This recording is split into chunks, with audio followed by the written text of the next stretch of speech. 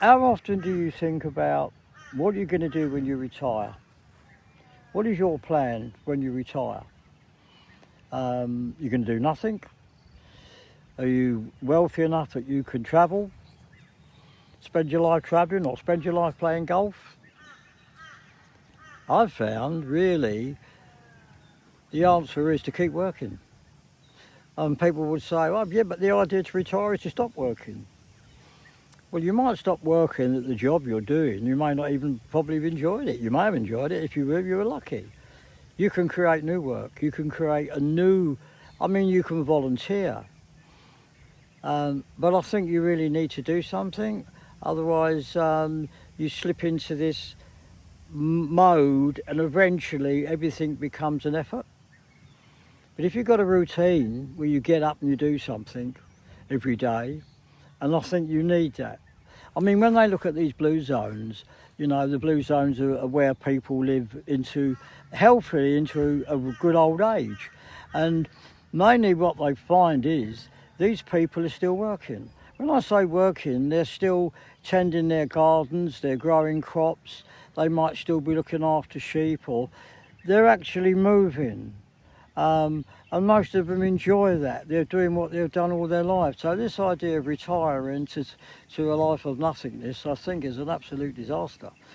Everyone can only talk about their own situation. And my situation is, now at 82, I've almost found a new outlet, a new job. And it's exciting. I started doing pottery. I bought a potter's wheel. And I was always fascinated by it, to see someone with their hands creating something from nothing. You get a piece of mud out of the ground and then you can create something lasting. They still dig pots up from the Romans in great condition. They can tell how old they were. They never die, they last forever, creating something that lasts.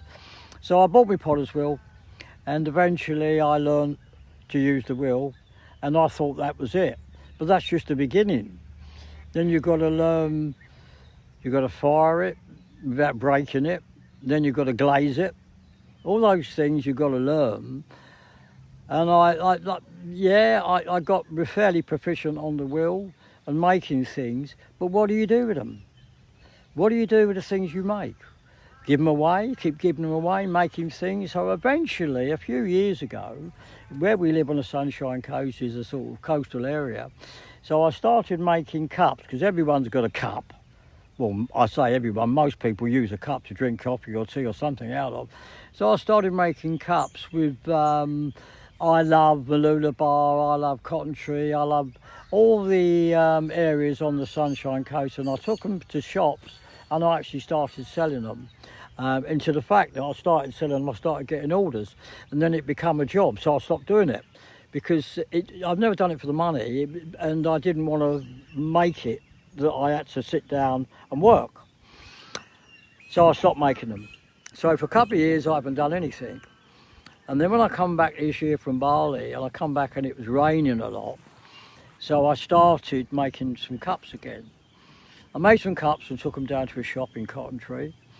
And the lady who was the owner there only works on Sundays, because I think it's cheaper for her to work than pay staff on weekend rate. I took the cups into her, Julie. I said, Julie, got some cups. Let me have a look. She looked at them and she said, oh, they're the same ones. I said, yeah, do you want them? Because if you don't want them, it really doesn't matter. There's no point in you taking them if you don't want them. She said, no, I'll take them, but I'd really like you to make some different cups. I said, well, what? She said, I want you to make them plain white, smaller, scrunched up and I want you to put words on the inside. So I said, well, okay, can you show me, you got any idea? And she showed me a few cups that she'd like me to make. So that for me was exciting, because now I've never made any cups like this, so now I've got, if I was a potter, it'd probably be easy, but I'm not. I'm a self-taught amateur potter. Well, how am I going to do it? How am I going to make it? Anyway, cut a long story short, I made 10 cups.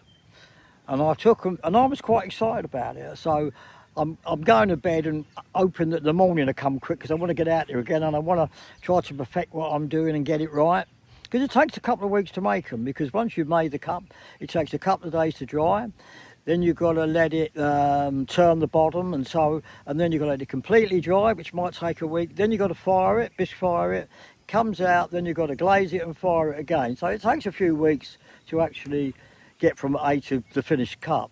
And I was really enjoying it. And when I took them down this week and she took all of them, it really makes you feel good that at 82 you can start a new career. And I have the view that I'm still an amateur potter, but by the time I'm 90, I could probably be quite a good potter. So that's something to aim for. And to start a new career, and I think when I hear a lot of these people of my age trying to tell their young people, in my day we done this, in my day we done that, in my day this was this, and we had to, they don't want to hear that. I think it's much nicer if granddad or grandma can say, I've just done a degree. I didn't start till I was 75 and I passed my degree at 80. I think the young people will be much more inspired than you saying, oh, in the 60s we wore mini skirts and we look beautiful. They're not interested. So when you retire, it's the time to start a new career that you've always wanted. You can do it, and it's beautiful. So that's so much to look forward to. And our job really is to take care of the next generation. And you wonder about that with the way life's going, and I'm an optimist and I always think life's going to be better. Next generation. So what I think it would be, I think it's a wonderful time to be born. There's so much going on, there's so much, it's a new AI revolution. And then people will say, but what can you do if the robots take all the work? Well, if you ask most retired people, would they rather be working or would they rather be retired? And most of them will say, I don't know how I find the time to go to work.